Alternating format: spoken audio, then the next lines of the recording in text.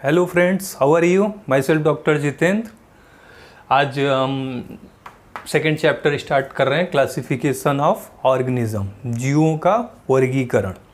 जीवों का वर्गीकरण में कैसे किया जाता है, 3 स्टेप पहले हम आप लोग को द लिविंग वर्ल्ड में भी बता चुके हैं कि जो टैक्सोनॉमी होती है, जो टैक्सोनॉमिक्स होते हैं, कोई भी नया ऑर्गेनिज्म जब डिस्कवर किया जाता है तो पहले टैक्सोनॉमिक्स 3 स्टेप में फॉलो करते हैं: आइडेंटिफिकेशन, नॉमेनक्लेचर और क्लासिफिकेशन। आइडेंटिफिकेशन मतलब पहचान, नॉमेनक्लेचर मतलब नामकरण उसका करते हैं, क्लासिफिकेशन मतलब उसका वर्गीकरण करते हैं कि किस टैक्सॉन में जाएगा, कौन सी हियरार्ची में जाएगा। ठीक है। आइडेंटिफिकेशन में उसका एग्जैक्ट प्लेस कहाँ रखना है, उसका नाम क्या है, तो इसका खोज किया जाता है। इसमें क्या है, करेक्ट डिस्क्रिप्शन देते हैं, correct description of organism. Nomenclature में साइंटिफिक नेमिंग कराते हैं, साइंटिफिक नेमिंग, जो binomial nomenclature, scientific name binomial nomenclature के थ्रू ऐसा नामकरण होता है जो पूरे वर्ल्ड में सेम नाम हो, इस एक ही स्पीसीज और जीनस और स्पीसीज के हिसाब से। क्लासिफिकेशन में आप करते हैं, इसका वर्गीकरण करते हैं, डिफरेंट वर्गों में बांटा जाता है कि कौन से कैटेगरी में इन्हें रखा जाएगा। ठीक है। Putting organism on definite category. जो हियरार्ची पढ़ाएंगे तो उसमें किस कैटेगरी में कौन से एनिमल आएंगे ये देखते हैं। ठीक है। अब आ जाइए हिस्ट्री ऑफ क्लासिफिकेशन, माने वर्गीकरण का इतिहास, कौन कौन वैज्ञानिक थे, इन्वॉल्व थे। तो सबसे पहले जब ईसा पूर्व में 460 से 377 BC बिफोर क्राइस्ट में हिपोक्रेट्स, जिनको फादर ऑफ मेडिसिन भी बोला जाता है, उन्होंने सबसे पहले वर्गीकरण शुरुआत की थी। इन्होंने एनिमल के बारे में वर्गीकरण दिया था, एनिमल्स, जीव के बारे में। ठीक है। उसके बाद एरिस्टोटल आए, एरिस्टोटल जिनको हिंदी में अरस्तु भी बोला जाता है, 384 टू 322 BC तक इन्होंने मॉर्फोलॉजी, स्ट्रक्चर और ब्लड के हिसाब से क्लासिफाइड किया था। प्लांट के मॉर्फोलॉजी के हिसाब से इन्होंने 3 पार्ट में बांटा था, ट्री, श्रब्स और हर्ब्स में। ठीक है। और एनिमल को इन्होंने ब्लड कलर के हिसाब से बांटा था, 2 पार्ट में एनिमल को, रेड ब्लड एनिमल को और दूसरा do not have read blood, do not have read blood, जिनके पास रेड ब्लड नहीं है। तो ये एरिस्टोटल ने। उसके बाद थियोपास्चर जिनको कहा जाता है फादर ऑफ बॉटनी, वनस्पति विज्ञान के जनक, और एरिस्टोटल को कहा जाता है फादर ऑफ बायोलॉजी और फादर ऑफ जूलॉजी, माने जीव विज्ञान के फादर जनक हैं और प्लस जंतु विज्ञान के जनक एरिस्टोटल कहा जाता है। थियोपास्चर को फादर ऑफ वनस्पति विज्ञान, बॉटनी के। ठीक है। थियोपास्चर ने एक बुक लिखा था, ये बुक एग्जाम में भी पूछा जाता है। बुक का नाम है हिस्टोरिया प्लांटेरम, हिस्टोरिया प्लांटेरम। इस बुक में इन्होंने 480 प्लांट स्पीसीज, डिफरेंट पादप जातियों की वर्णन किया था, जिसके कारण ही इनको फादर ऑफ बॉटनी बोला जाता है। ठीक है। फादर ऑफ वनस्पति विज्ञान, बॉटनी। ठीक है। एरिस्टोटल को क्या बोला जाता है?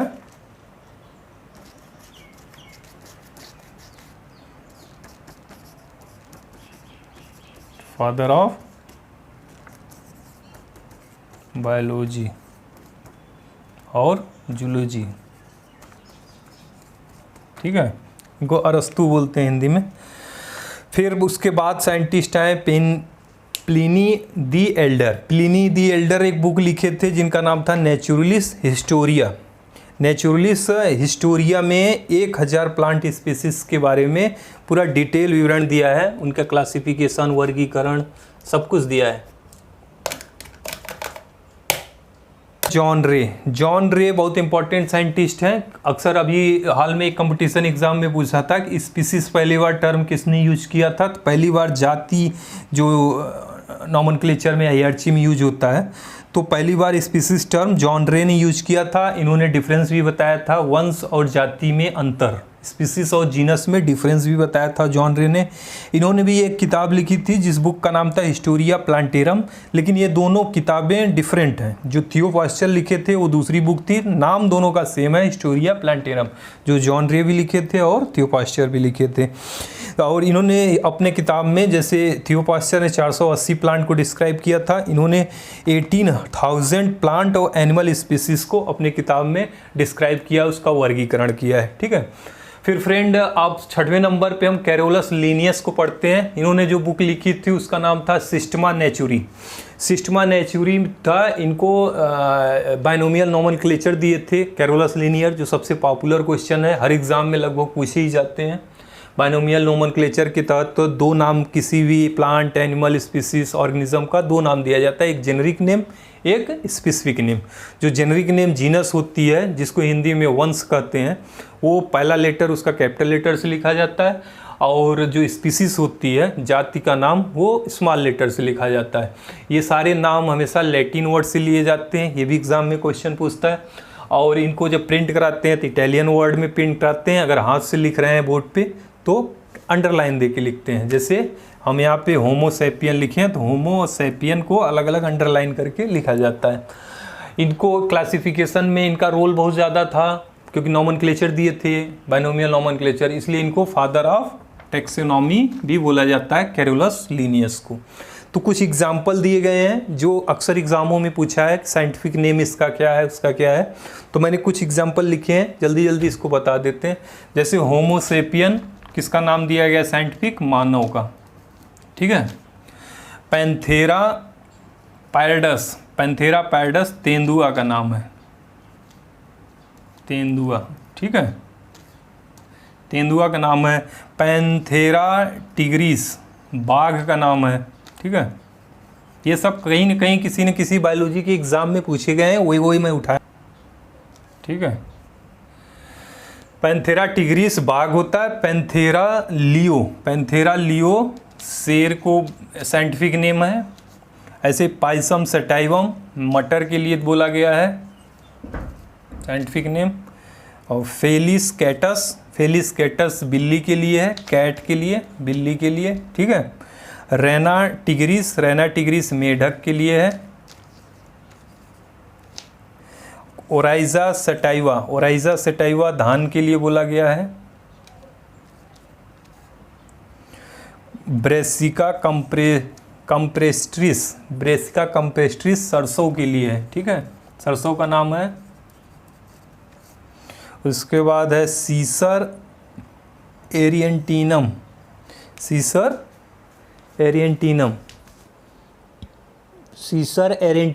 चना को साइंटिफिक नेम है, चना का। ठीक है। फिर ट्रिटिकम एस्टिवम गेहूं के लिए, वीट के लिए। उसके बाद बॉस इंडिकस, ये गाय का साइंटिफिक नेम है, गाय का बॉस इंडिकस। और जो एक्सोटिक गाय होती है, बाहरी गाय, उसको बॉस टोरस बोलते हैं। मैंगीफेरा इंडिका आम के लिए साइंटिफिक नेम है। मस डोमेस्टिका चूहा का नाम है साइंटिफिक। ठीक है। तो फ्रेंड, ये कुछ नाम है जो आपको हमेशा पता रहना चाहिए, किसी भी एग्ज़ाम में या कहीं भी पूछ सकता है। इसके बाद जो टॉपिक पढ़ते हैं हम, अब अगले टॉपिक पे आते हैं। तो अब हम पढ़ते हैं डिफरेंट कैटेगरी ऑफ क्लासिफिकेशन। इसमें से काफ़ी बार क्वेश्चन पूछे गए हैं। तो पहला जो है दो जगत वर्गीकरण, मतलब 2 सिस्टम ऑफ क्लासिफिकेशन किसने दिया था, कैरोलस लिनियस ने। 2 सिस्टम ऑफ क्लासिफिकेशन, इन्होंने प्लांटी और एनिमली 2 सिस्टम दिया था, एनिमेलिया एंड प्लांटी। ठीक है। कैरोलस लिनियस ने 2 जगत, 3 जगत वर्गीकरण दिए थे हैकेल साहब ने 3 सिस्टम ऑफ क्लासिफिकेशन दिया था। 3 सिस्टम ऑफ क्लासिफिकेशन। इन्होंने एनिमिलिया जो कि पहले से था, प्लांटी, प्लस इन्होंने जो ऐड किया था वो क्या था, प्रोटिस्टा। प्रोटिस्टा ग्रुप इन्होंने ऐड किया था हैकल ने, जो 3 सिस्टम ऑफ प्रोटिस्टा। ठीक है। उसके बाद कोपलैंड ने 4 सिस्टम ऑफ क्लासिफिकेशन, 4 जगत वर्गीकरण किसने दिया, कोपलैंड ने 4 सिस्टम ऑफ क्लासिफिकेशन। इन्होंने मोनेरा ग्रुप को ऐड किया था, एनिमिलिया पहले था ही, Animalia, Plantae, Protista plus Monera को ऐड किया। उसके बाद लास्ट में आर.एच. विटाकर साहब ने, जो कि अभी तक ये मानी जा रही है, 5 सिस्टम ऑफ क्लासिफिकेशन दिया था, 5 सिस्टम ऑफ क्लासिफिकेशन। इन्होंने क्या ऐड किया था, इन्होंने फंजाई को ऐड किया था, एक अलग ग्रुप। तो 5 सिस्टम में क्या क्या आते हैं आपका, प्लांटी, एनिमिलिया, ठीक है, मोनेरा, प्रोटिस्टा और ऐड जो इन्होंने किया फंजाई। तो ये 5 सिस्टम ऑफ क्लासिफिकेशन है। एनसीईआरटी में एक टेबल दिया है ये 5 सिस्टम ऑफ क्लासिफिकेशन के लक्षण, कैरेक्टर के बारे में। तो हम जल्दी से इसको देख लेते हैं, एनसीईआरटी में देख लेना, इससे कभी कभी क्वेश्चन भी 1-2 बन जाते हैं। तो इसमें पहले कैरेक्टर दिया है, character cell type. Cell type में मोनेरा हमेशा प्रोकैरियोटिक होती है, बाकी प्रोटिस्टा, फंजाई, प्लांटी, एनिमिलिया ये सब यूकैरियोटिक होती हैं। प्रोकैरियोटिक सेल वो होती हैं जिसमें न्यूक्लियस मेम्ब्रेन एब्सेंट होती है, सेल ऑर्गेनल्स जो है डेवलप नहीं होते हैं, ये बहुत प्रिमिटिव सेल होती हैं।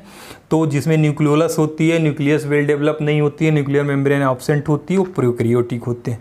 बाकी चारों ग्रुप यूकैरियोटिक होती हैं। तो सेल टाइप ये हो गए। सेल वॉल जो है मोनेरा में सेलुलर सेल वॉल नहीं होती है, पॉलीसेकेराइड की सेल वॉल कभी कभी पाई जाती है अमीनो एसिड के साथ। और प्रोटिस्टा में सब में कुछ में प्रेजेंट होती है, कुछ में नहीं। फंजाई में सेल वॉल जब भी प्रेजेंट होती है विदाउट सेल वॉल, फंजाई में सेल वॉल जो सेल वॉल प्रेजेंट होती है विदाउट सेलुलोस। जो प्लांट में सेलुलोस की सेल वॉल होती है, लेकिन फंजाई में सेल वॉल सेलुलोस की नहीं होती है, कैटीन की होती है। वो बाद में जो फंजाई पढ़ेंगे तो पूरे डिटेल बताया जाएगा। प्लांट में जो सेल वॉल पाई जाती है वो सेलुलोस की, एनिमल सेल में सेल वॉल एब्सेंट होती है। ऐसे ही न्यूक्लियर मेम्ब्रेन है, न्यूक्लियर मेम्ब्रेन एब्सेंट है प्रोकैरियोट में, इसीलिए इनको प्रोकैरियोट कहा गया है मोनेरा ग्रुप को। इसमें प्रेजेंट होती है न्यूक्लियर मेम्ब्रेन, बाकी सब में प्रेजेंट होती है। बॉडी ऑर्गेनाइजेशन इनका सिर्फ सिंगुलर सेल यूनिसेलुलर होते हैं ये सब। मोनेरा और प्रोटिस्टा यूनिसेलुलर होते हैं, इसलिए सेलुलर बॉडी ऑर्गेनाइजेशन होती है। इसमें मल्टी सेलुलर लूज टिश्यू पाई जाती है। प्लांट में टिश्यू और ऑर्गन लेवल तक डेवलप होती है, एनिमल में टिश्यू, ऑर्गन और ऑर्गन सिस्टम तक डेवलप होती है। उसके बाद आ जाइए मोड ऑफ न्यूट्रिशन। न्यूट्रिशन में मोनेरा ग्रुप में बैक्टीरिया, साइनोबैक्टीरिया आते हैं। तो कुछ बैक्टीरिया ऑटोट्रॉफ होते हैं, जो अपना खाना बनाते हैं केमोसिंथेसिस से और फोटोसिंथेटिक से। कुछ हेटेरोट्रॉफ होते हैं जो दूसरों से खाना पे डिपेंड होते हैं, जैसे सैप्रोफाइट जो सड़े गले चीज़ को खा के अपना भोजन प्राप्त करते हैं, और पैरासिटिक होते हैं। प्रोटिस्टा भी कुछ ऑटोट्रॉफिक होते हैं जो फोटोसिंथेसिस प्रकाश संश्लेषण करते हैं, और कुछ जो है हेटेरोट्रॉफिक होते हैं जो दूसरे पे डिपेंड होते हैं अपने जीवन व्यापन के लिए, भोजन के लिए। फंजाई हमेशा हेटेरोट्रॉफिक होते हैं, या तो सड़े गले चीज़ खाते हैं जिनको सैप्रोफाइटिक कहते हैं, या तो दूसरे पे पैरासाइट के रूप में भोजन लेते हैं। उसके बाद प्लांट हमेशा ऑटोट्रॉफिक होते हैं, प्रकाश संश्लेषण फोटोसिंथेसिस करते हैं जिसके थ्रू वो भोजन बनाते हैं। और एनिमल हमेशा जो है हेटेरोट्रॉफिक होते हैं। हेटेरोट्रॉफिक में एनिमल जो है होलोजोइक होते हैं या सैप्रोफिटिक। सैप्रोफिटिक बताएं जो सड़े गले चीज डेड एनिमल को खा के जिंदा रहे, भोजन लें।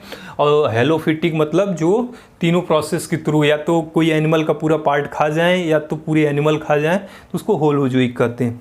तो ये कैरेक्टर है आपके 5 सिस्टम ऑफ क्लासिफिकेशन के। ओके।